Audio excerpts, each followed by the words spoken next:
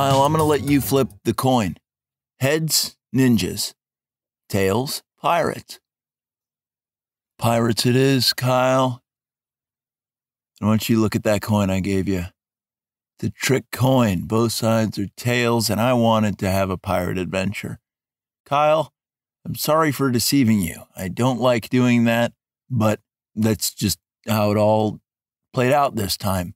Pirate adventure, Kyle, we need one. As a unit. Not just the two of us, but everybody. The DarbyCast doctors. Our friends, neighbors. From faraway places. And the close proximity to our hearts. That's what the DarbyCast doctors are. They could be far away, but still near and dear. Kyle, that is a great way to kick off a pirate's life. A pirate's journey. Avoid Davy Jones' locker. Take a trip with Moby Dick. Right? Call me Ishmael, Kyle. That's it. But DarbyCast, WildCard Friday. And yes, we are definitely going to do a pirate's journey. For those of you who are wondering what this podcast is all about, you're obviously new and you're joining us on a very great day. Because it's not every day that we take to the high seas. In fact, we've been doing a lot of land navigation as of late. I say that as if we do a lot of adventures and this is some kind of podcast where we just, go for it. But if I'm being totally forthright with you, we do go places. We've been to the stars with Elon Musk. We've been to the Middle Ages with Christina Aguilera. We've been to the bottom of the ocean, Marianas Trench, also with Elon Musk, but with James Cameron as well. We've been to the North Pole with Santa Claus, who was really upset at AOC. We have been so many places in this show's short history, and the fact that you're joining us for a sea voyage is pretty cool. In this scenario, which is going to be as real as scurvy, it's a vitamin C deficiency that is no joke. You will assume the rank of quartermaster on the pirate ship. This pirate ship is huge. Spanish galleon. We commandeered it from a bunch of Spaniards and we treated them like garbage. And we were like, sorry guys, we're going to be needing this.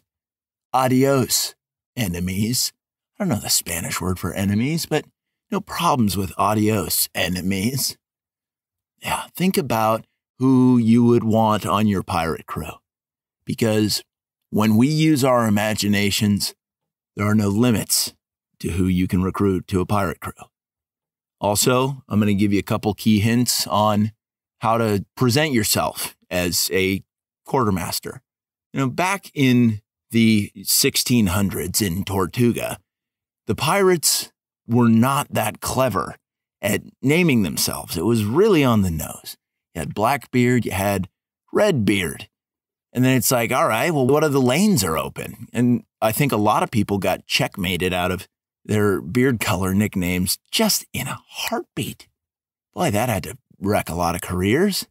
You imagine being a kid growing up in Tortuga and you're like, one of these days, I'm going to grow a beard. And then somebody just cuts you off and says like, yeah, you grow the beard out, but like, you're a piece of shit. Yeah, that kid's dreams would just be dashed in a heartbeat. As soon as the pirate crew comes to port and that big ruffian Blackbeard looks down at the kid and he's like, I have the best nickname. You're stupid. And like, he never would have interacted with the kid before. No context to it really, but the kid would get the message and then he would probably be an upstanding citizen. After that, he'd be like, piracy's not for me. If I can't have the nickname, what's the point? But what a failure of imagination by that kid, right? It's like, geez, get some friends, like have somebody that inspires you in your life. Where's your teacher at the local Tortugan schoolyard? Mr. Scuttledeck. That would be his name. Where was Scuttledeck at a time like that? We could have used him, or that kid could have used him. I don't care about this kid. Somebody else's responsibility. But let's talk about your nickname, because it's important. The beard options are not open. I took a while to say something that I could have described quite succinctly, but Also, you got a great opportunity to hear about how Scuttledeck was nowhere to be found, and he was just letting kids down left and right. Tortuga was full of a bunch of aimless children. No wonder that economy collapsed. You should take a little interest in your students, Scutdeck, piece of garbage. What's up with the Tortuga Teachers Union? Bureaucratic red tape. Everywhere. Absolutely everywhere. Disgusting. But let's talk about your nickname. Because my nickname, I'm the captain of the ship. And some of you right now are saying to yourselves, I want to be the first mate. Come on. Let me be your right-hand man, or let me be your right-hand lady. I respect that ambition, but you can't do that because the position's been filled by ex-wrestler Chyna, who goes by the handle of Treasure Chest. A little double entendre, a little pirate action for you. She's got big cans, and we're searching for treasure. That's a slam dunk. Do you think she came up with that herself? Absolutely not. I bestowed that upon her. I said, here, Chyna, you're now Treasure Chest. And this is like peak Chyna, right? Still really disgusting looking and like way overgrown. And it's like, Chyna, what did your parents feed you? No, seriously though, what was that diet like? Just applesauce and research chemicals? What else could it have been to make a lady like 6'10" and built like a house? But that's why she's my first mate now, isn't it?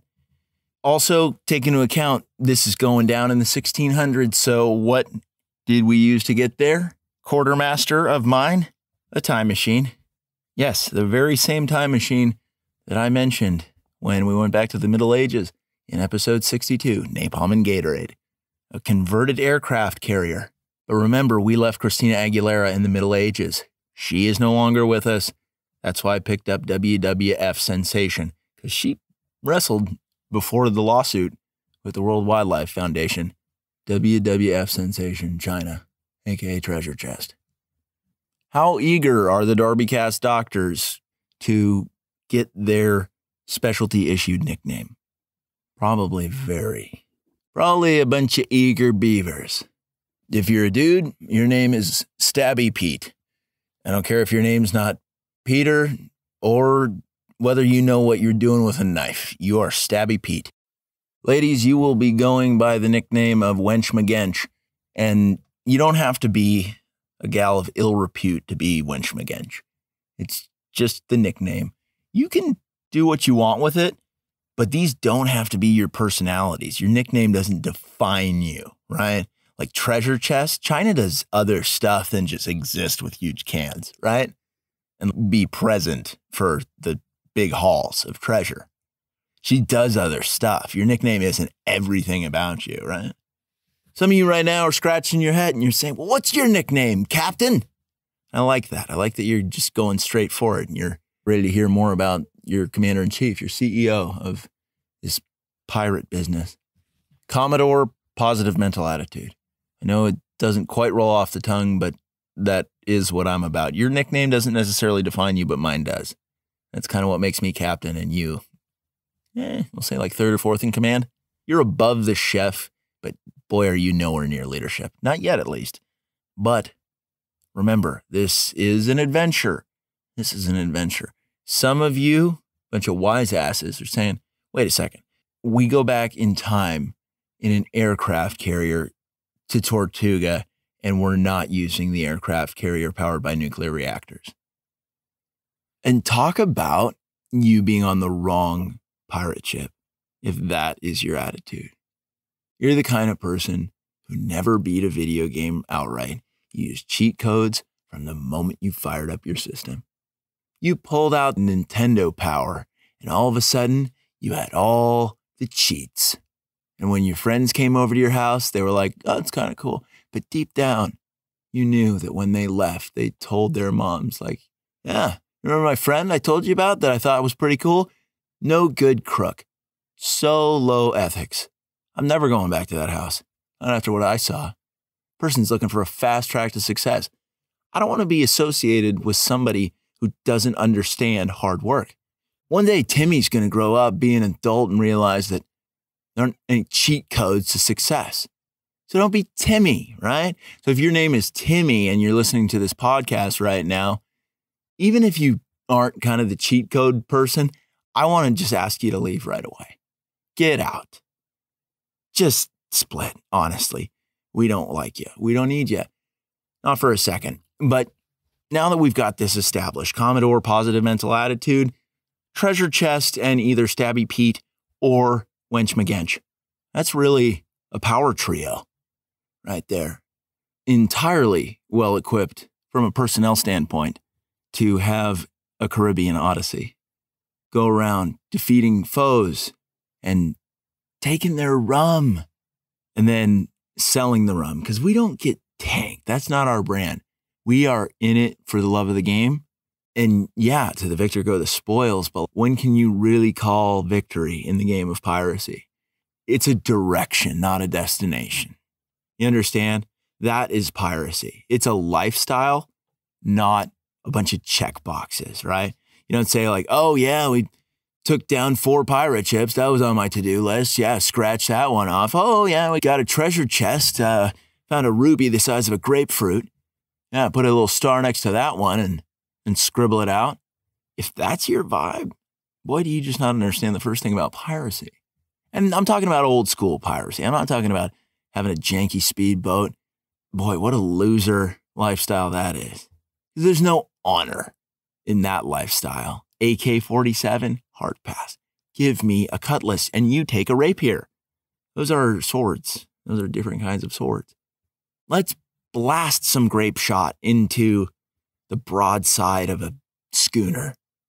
That's doing it right. That's doing it right. We are competitors. Always have been, always will be. That's the pirate code. Let me bring you up to speed on our pirate code on the ship so you can decide whether you want to attempt a mutiny that will quickly be overturned with force, a lot of force. I will take no mutinous rapscallions aboard this vessel. Boy, do you need to just get lost. Hit the streets of Tortuga, go to a whorehouse and get syphilis and die. Stage 4. Stage 4 syphilis. I think that was going on in a huge way in Tortuga. I don't know specifically, but you would get it. If you thought a mutiny was in your realm of capabilities, boy, would that just hit you quick. Okay. So, time travel, we're here. The year 1693. You are feeling good. You're looking good. Think about when you were in the best shape of your life, and I hope that's literally today. I hope every single day for you, you wake up and you look in the mirror and you're like, whoa, what the heck is going on? Who's that over there in the mirror? Kind of surprise yourself a little bit. No problems there. But that's you in this scenario, 1693. You are yoked. You're the quartermaster. You keep the normal pirates. It's kind of the big who gives a fucks of the ship. I mean, they help run they do a lot of manual labor, but they're not thinking people. You are in charge of them and you are a strict disciplinarian. Could you do such a thing if you were not entirely yoked? Lean. I'm not talking about being a strapping mesomorph. I need you to be a lean ectomorph in terms of the body type. If you're an endomorph, if your body type is soggy marshmallow, again, I'm going to have to ask you to leave. Go get syphilis in Tortuga. We don't need you. But put yourself in the best shape of your life. We are preparing for a journey. We're in the dock. And then some authorities come up and I give you a hard look and I give you my industry standard powerful wink. And you know exactly what that means. So the authorities, they're coming up and they're saying like, tally ho, I don't recognize this vessel. And because you receive the wink, you just take out a pair of pistols and start blasting. And that's what we love about you most, is that you are guns blazing first, ask questions later. That's what we need on this pirate ship. Good old treasure chest is just posting up, putting out the vibe, looking pretty good. Wind's blowing her hair everywhere. And a lot of people are like, is she actually a dude maybe? And I'm like, I don't know. Just honestly don't ask because I am not going to investigate that. So more of these pencil pushing lawmen start showing up and you're handling all of them. You're a quick shot, but more importantly, you reload quickly. A lot of people know this about you, and that's a big deal. Being a quick reloader back then, it's an advantage that not a lot of people mention, but it was everything. That was the total equalizer. So you as the quartermaster, that's how you gain the respect of the rank and file. They see you reloading really quickly and they're like, that's our guy. They're like, that's our gal. It's Wench McGinch. Boy, is she hot. And you don't put up with that. You, if you're a lady listening to this right now, boy, do you not tolerate any kind of leering or sideways comments from your subordinates. Any funny business, boy, is that a headshot and a quick reload. Got another musket ball in there, no time flat in case anybody else thought they'd pick up that torch and give you a little whistle, be like, oh, hey, Wench McGinch. I think I can get it in one time. And you're just like, you ever heard of a missing eyeball and a quick death? And they say, what? And you're like, poof, and that's it. As Stabby Pete, I think we understand what you do. If any of the rank and file is so bold as to sexually harass you, it's a bit of an odd play, but I guess it happened. Back then, I don't know. I wasn't there. Check that. Yes, I was. Because we're there right now. Do you feel what you should be right now? Close your eyes for a second, especially if you're driving a car. And I want to engage your imagination. I want to engage all 5 of your senses. Imagine, first things first, taste. Imagine you just bit into a lime. It's like, whoa, all right. It's a lot of vitamin C, but I would have preferred an orange. Then think about the temp. It's sweltering in the Caribbean, but you have a very cool set of clothes on. It's just so leisurely. A lot of linen, it just breathes, right? So you're like in a really good place, even though it's pretty hot out. Take that into account. Look around in your mind's eye and just be like, whoa, seagulls? Is that a sand crab over there? What are they doing? I didn't know it was sand crab mating season. They're really going to town on one another, huh? What a show. Your ears, what do you hear? You hear the chortles and the dirty jokes of your who gives a fuck shipman. It's like, yeah, did you hear about the guy who got syphilis? These are the kind of things that you would hear if you were really immersing yourself in 1693 Tortuga. What do you smell? Oh boy, what do you smell? Some roasting meat. Meat. I won't tell you what kind. Why? Because I want you to fill in the blanks. I want you to think, oh, what's my favorite meat? And then it's that. It's that. I am a good captain, not just of time travel, hypothetical meditations, but of a ship. Captain, positive mental attitude. Nothing gets me down. And in turn, not a whole lot gets you down either. That's what I bring to the table. So you're smelling meat. You taste a lime. You're hearing pretty colorful commentary from some really ugly, uneducated simpletons that are your employees. Your middle management, they're my employees too. Okay. Cat's out of the bag. Touch. What are we doing with touch? That's what a lot of people are thinking right now. They're like, man, I just want to get my hands on something in my imagination. You run your fingers over that perfectly sanded down and lacquered railing aside the boat. That good old commandeered, hijacked Spanish galleon. And listen, if you're newer to the DarbyCast, you're probably having a bit of an interesting time right now because you're like, every time this guy says, you're probably thinking about, he's heading me off and anticipating my questions in a way that is startling. It's almost concerning, but I'll leave it at startling. And that's just something that you got to come to expect on here. When I'm telling you a story, I'm going to anticipate exactly what you need to know next and what you're hoping to find out next. What's the ship called? Of course, that was your next question. Boom, gotcha. Because it's my ship and I named it Commodore Positive Mental Attitude. Captain Positive Mental Attitude. My title's interchangeable, but the ship is called NoBadDays.com. We even paint a .com on there. Nobody gets it, but we get it, right? Time travelers. We need our own inside jokes.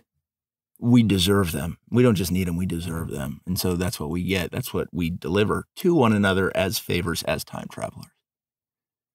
Oh, yeah. So you've just shot a bunch of people in the face. Reloaded, shot other people in the face.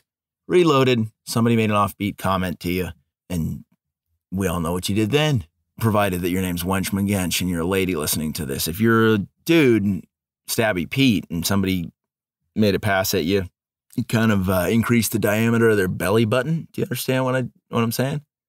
Oh, it's a bad day. But good thing the guy's going to not be alive anymore, right? Because he wouldn't be very well suited to be on the ship. NoBadDays.com. You get it? So what happens next? That's right, the beginning of the voyage. Where would we go? / where are we going? If you're truly immersed in this, you are thinking to yourself, well, where to, Captain? I like that. I don't mind that. Way to bring a strong company culture to our organization.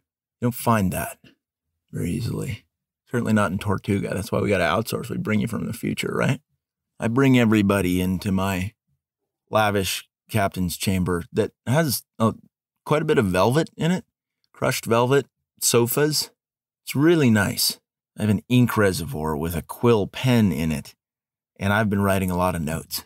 And you are really attentive and inquisitive, and you're like, Captain, you seem to be writing a lot of notes. What's going on? And I say, just working on some issues. And you say, what kind of issues? And I say, it's personal and I'm not ready to talk about it, but let's talk about the mission at hand. We are going to get treasure.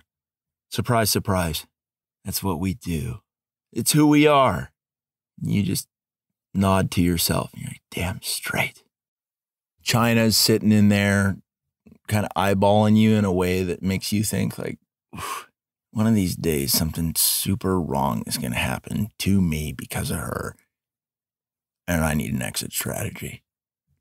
I need to just leave this all behind. So I don't want Chyna to do whatever she's scheming. Not to my private parts.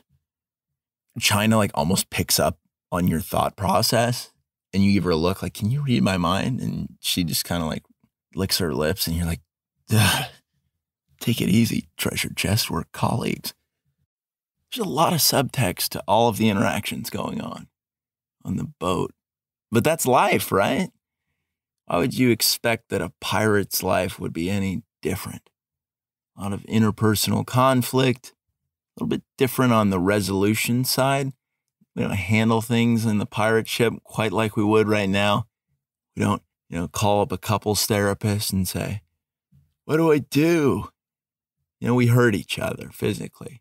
That's the pirate's life. That's how stuff got sorted out. But I tell you about this mission and you are excited. Why? Because we're going for a home run. You build your pirate business not by swinging for the fences every time, singles and doubles, right?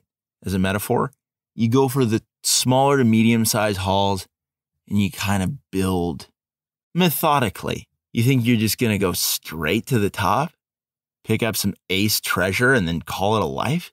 What a boring way to handle things. And plus, that takes away from the entire ethos of pirating being a lifestyle rather than arriving at a place and being like, well, nailed it, right? But on this particular voyage, just imagine, let me do a little fast forward time travel.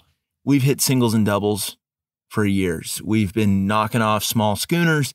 We've been tanking British trade ships. We've got a lot of tea. We've got some blubber that we sold. That's pretty neat. We didn't kill the whales, so your hands are clean, but we did make quite a bit of money off the blubber. To the lamp salesman, the lamp guy in Tortuga. Fun fact, he's the father of that child who was just a total loser. That Scuttledeck just failed. My God, Scuttledeck. Scuttledeck, you are a joke. Get out. Get into a new profession or just leave, man. Guy's tenured and everybody wants him out, but he's like, yeah, try to make me leave. It's like, better watch out. I'll send Stabby Pete after you. He'll do something pretty inappropriate to you. Let me ask you something, Scuttledeck. You like the current diameter of your belly button, or don't you? That's what I thought. But enough about that. Let's talk about the big haul that we're going for, because we've established ourselves as credible pirates with a track record of success and some pretty good methods in place Had a good organizational structure, division of labor. People know their roles, not any kind of mutinous nonsense. We haven't had to banish anybody to the Tortugan whorehouse. Truth be told, it's like, I don't know, probably a cool place for some people to be exiled. But we know how disgusting that is. Just consorting with whores. But what treasure are we after? I'll tell you.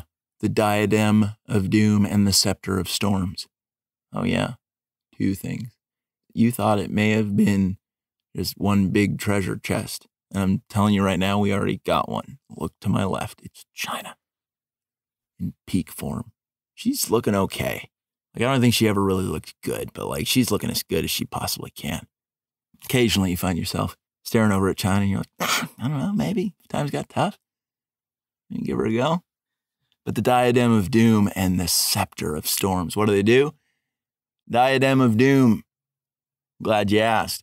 Very serious artifact. Very serious.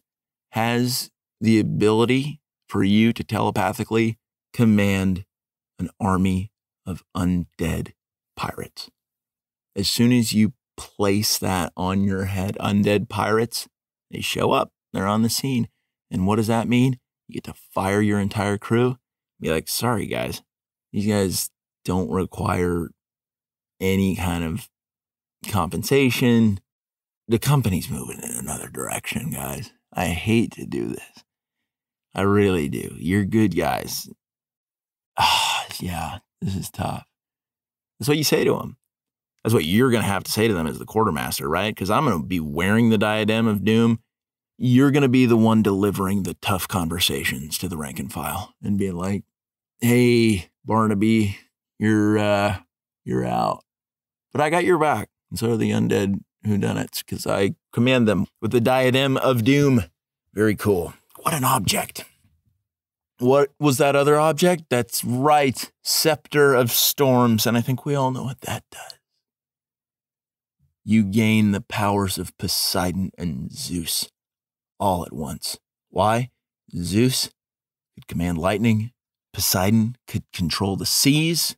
But also, what else? Seriously, look up the Homeric hymns. The hymn to Poseidon. Or if you're more into Roman mythology, that would be the myth of Neptune.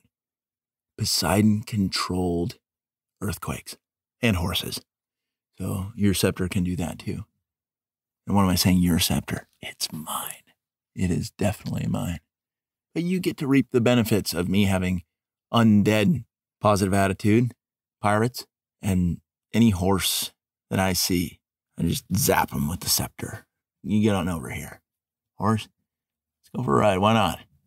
I don't think I would abuse the scepter of storms, really, is kind of what I'm trying to communicate to you right now.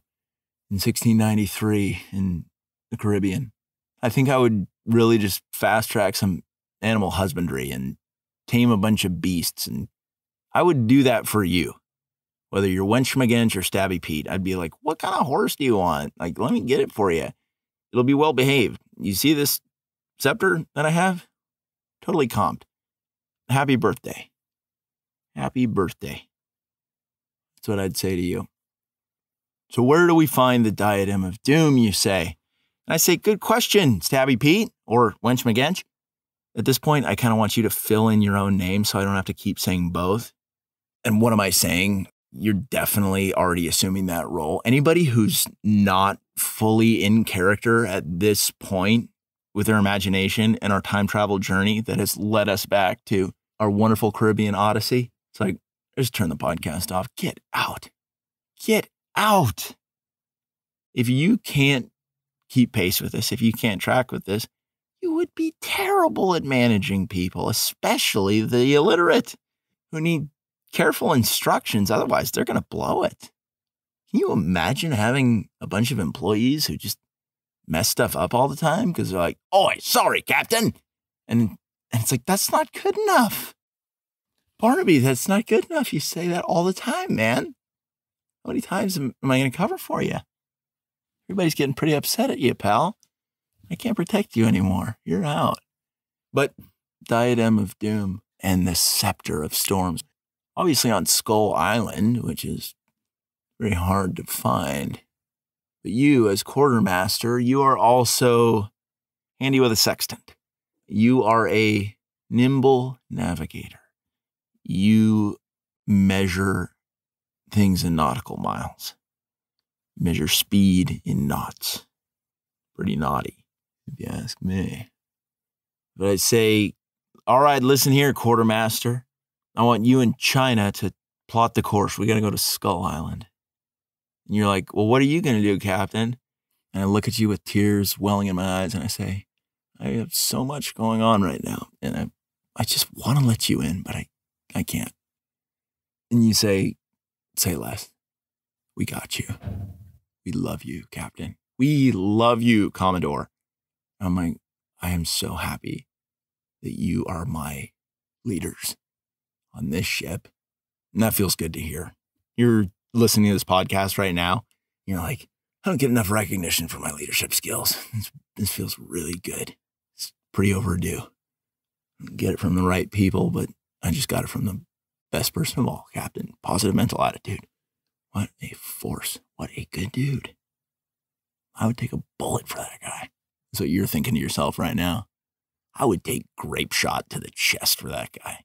Just 15 volleys in a row. I'd go full human shield for that captain. Has the ability to issue orders, but will occasionally soften up and be like, today's a rough day for me, guys. I just want to let you know. So if I snap at you, don't take it personal. My home life is a wreck right now.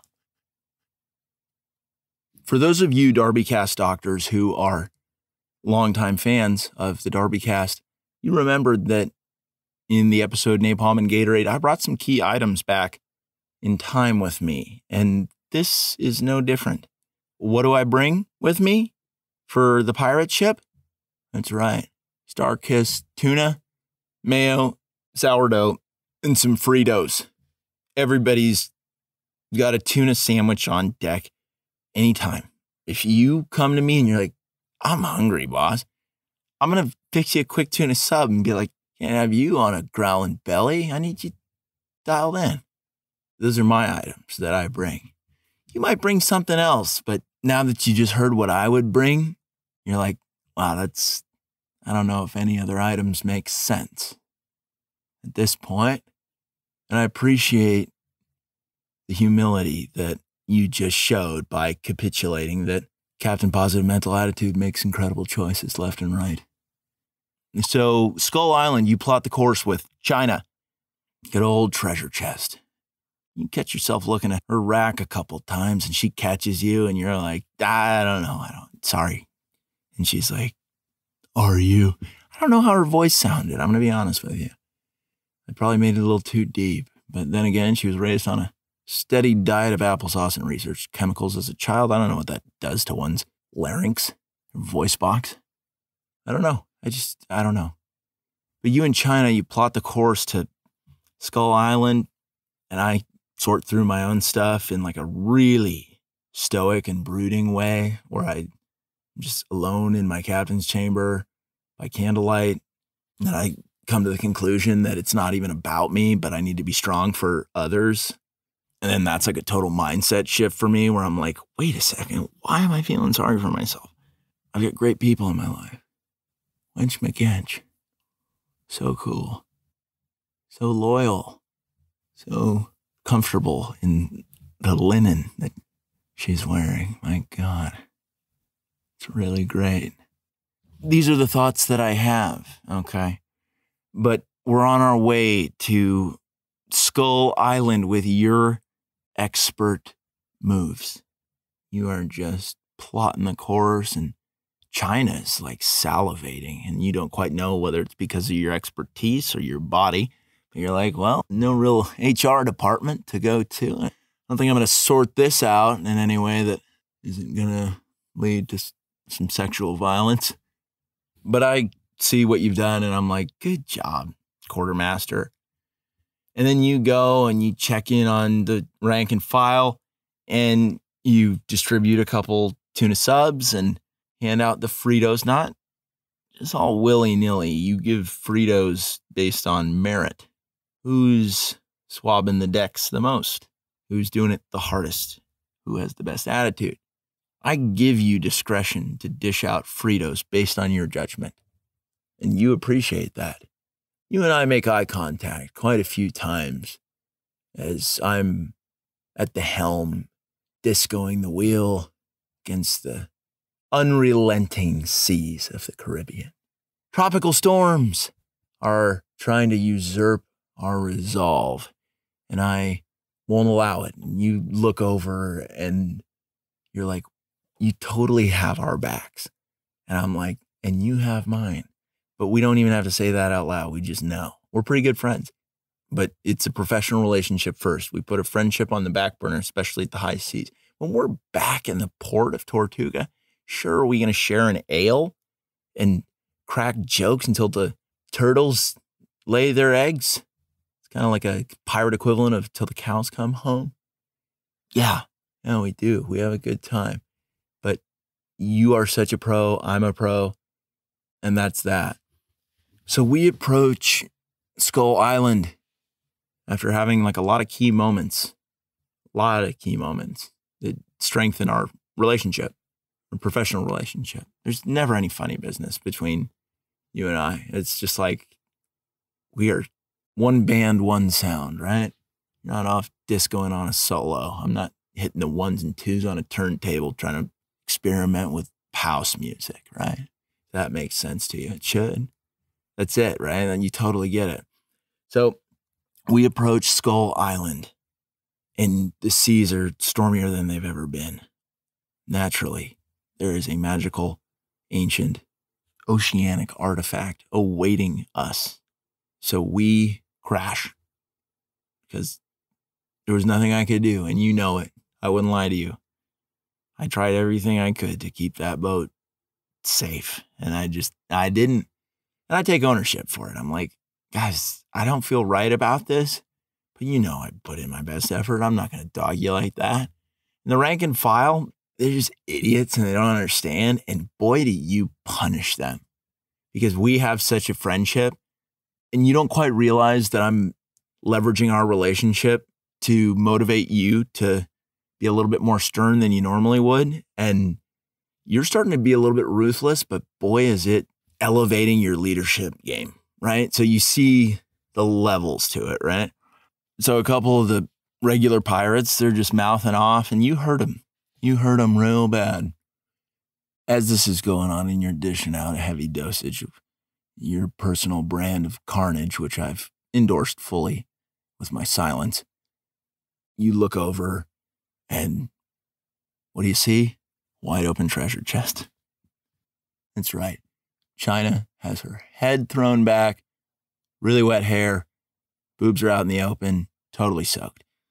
You and I catch each other's eye, and we're like, what? Like, have a little professionalism, Chyna. It's a work day. What are you doing? But then we both realize that she's super strong, and there's not a whole lot we can do to tell her otherwise. We make it to shore. A lot of your subordinates die. We don't really care much. It's okay though. And we just start walking. It's nighttime, by the way. And our only light, these intermittent flashes of lightning. Just whoosh. That was thunder. It's lightning and then some thunder, you understand. So we are cruising through this Caribbean jungle. You hear sounds of beasts that you'd rather not have a first-hand encounter with. We're all really brave, but bravery has its limits. But what is real bravery is over-indexing on courage, even when you feel the most scared. So we do that. We hear these howls, and the loser pirates, who are still our employees, they're not losers, but they're just not that great. They're shaking in their boots. And I look at you, and a flash of lightning lights up my face, and you see exactly what's going on with me. And you just take point. You look at all your guys, and you're like, hey, team, act like you've been there before. Act like you're going there again, okay? You morons, you pirates. No more of this chicanery, skullduggery, chimcrackery, hoopla. They haven't heard of I think, any of these words that you just laid out. So they know you're extra serious. I, as your captain and boss, am so proud of you that you're a coachable quartermaster, but you're also really taking initiative to develop yourself. I just kind of think to myself, like, I can't take this for granted. You appreciate you because nothing ever lasts, does it? It's a thought I have to myself as we're on Skull Island, trekking through the jungle, pressing on until we come to the mouth of a cave. Spooky, right? And we all go inside, even though we're a bit scared. As well, we should be. We don't know what's in there. Everybody gets in the cave, out of the rain. I don't know if I said it was raining, but thunder and lightning. Rain's pretty much implied. And as we're drying off, boom, massive cave in. Everybody but you, me, and Chyna are dead. And I'm like, all right, well, good thing we weren't really close to them. Otherwise, this would have been pretty emotional. Am I right? And you're like, you're totally right. You're so right, man. Good job. That's what you say to me. And I'm like, we're a good trio. It's pretty cold in the cave. Chyna, of course, is the one to be like, should we take off our clothes, avoid hypothermia? And even though it's a good idea, you nor I feel comfortable around Chyna. We just don't. We're like, we're going to leave the pants on, but good idea, losing the shirts, the overcoats. Chyna, spot on. We start walking. You can see a flickering light far off in the distance of the cave. We walk towards it. Chyna starts speaking up about some experiences from her childhood, and you just snuff that out real quick. And you're like, Chyna, just don't. Okay. I give you a nonverbal thank you, and we continue. We're walking in silence. It's cold, but the light's getting closer. Why? Because we're moving towards it. That's how movement works. In case you forgot. As we get to this light, we realize, wait a second. Why is there a torch lit in here? We're in this remote area. What the hell's really going on? In fact, you're saying this out loud, and I'm like, great analysis, quartermaster. Well done. But at this point, we have no choice. The way behind us, totally closed off. A lot of dead bodies, a lot of huge rocks. Can't get out that way. So we go forward, and we get to the mouth of an even larger, almost like a room. Think of like a cavernous cathedral underground on Skull Island. And you're like, whoa, what's this? And it's a fair question. It totally is.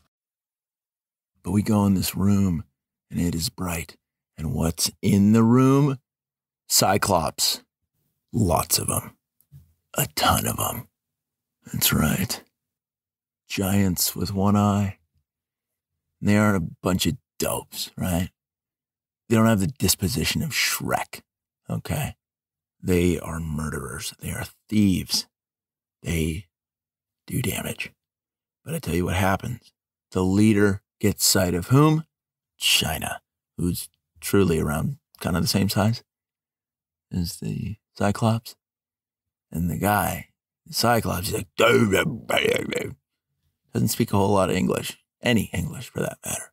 But Chyna just fires back. She's and we're like, whoa, Chyna. That was a little out of left field, wasn't it? And she's like, no, it wasn't. And it's like, wow, you're full of surprises, Chyna. Never did I want to investigate what those surprises were, but sometimes they're okay when they just kind of happen organically. This is one of those times that I'm okay with finding out something about you. Chyna is half Cyclops herself. That's what you find out. You're like, wow, the world is full of mysteries. That's what you say. And I high five you. Just we do our secret handshake. It's like,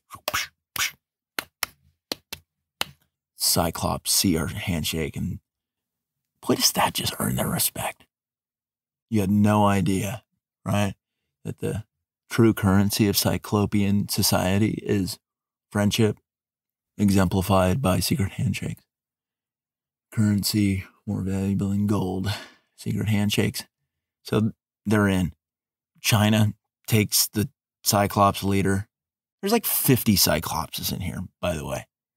She finds the leader, takes him into his room, and the rest is history. A lot of disgusting noises coming out of there. A lot of slurping. And yeah, I don't even want to think about it. After that all ends, pretty quickly, like the Cyclops leader, premature ejaculator, not really a skilled lover, he whispers in Chyna's ear, like, I got something for you. And he's like, and she's like, both of us were like, what the fuck? In hindsight, really good call bringing Chyna. And then out walks this Cyclops who's dressed really sexy. It's a chick Cyclops. And you never thought you'd find yourself looking at a Cyclops and being like, what's going on with that? Not bad. Whoa. You never thought you'd say that to yourself. I never thought I'd say that to myself.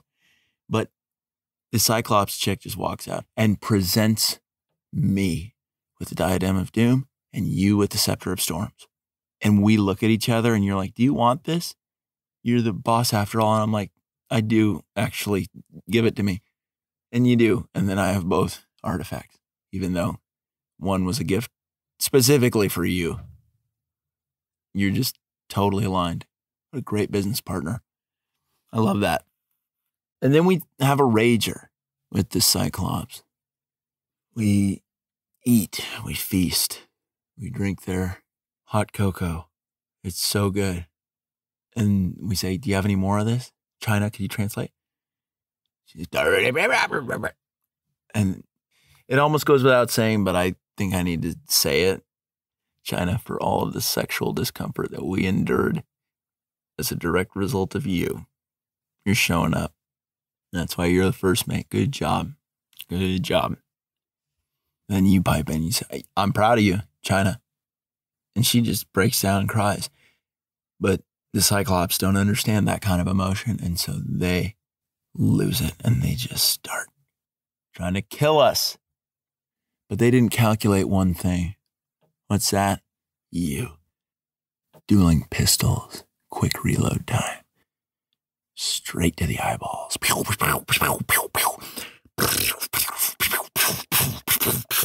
Stacking bodies.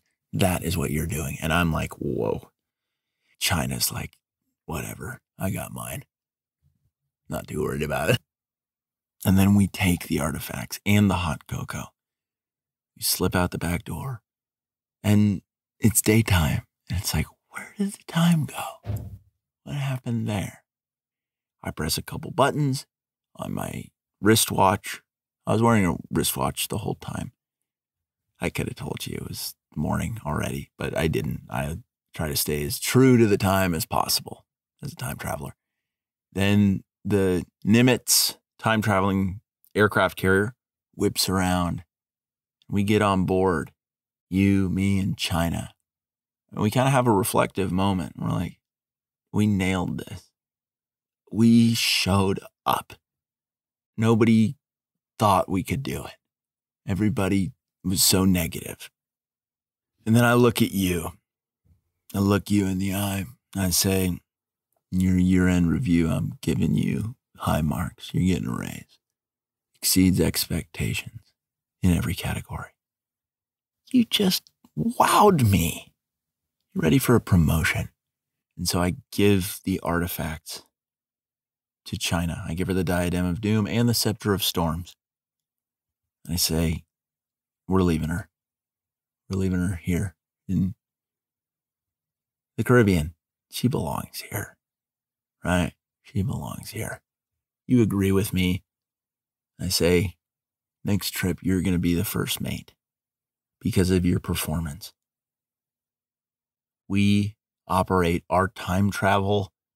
We operate the time travel organization structure based on a hierarchy of competence, and you have proved yourself worthy.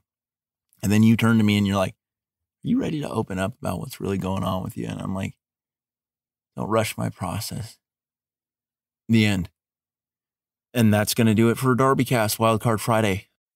I hope you had a great time. We will be back next week. Boy, this must have been an incredibly enjoyable time for you. I can't see how it wouldn't be. This is what you get with the DarbyCast. And here's my closing thought. If you really feel compelled to share this with somebody, copy the link, send it to them, and tell them that they're about to level up in their leadership skills and their ability to feel. Yeah, you just send it to somebody and you say, I think this would really do good things for you. I care about you and I want you to have this. Merry Christmas.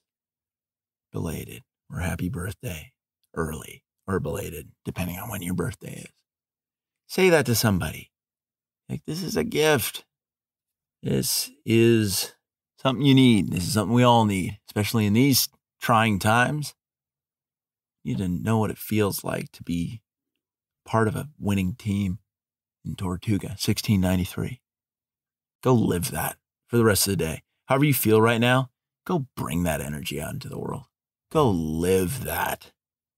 Go up to a stranger and just be like, I'm handy with a pistol, and I'd take a couple volleys of grape shot from my captain. That person's going to know real quick that you are an A+ person. That's it. Well, that's DarbyCast for you.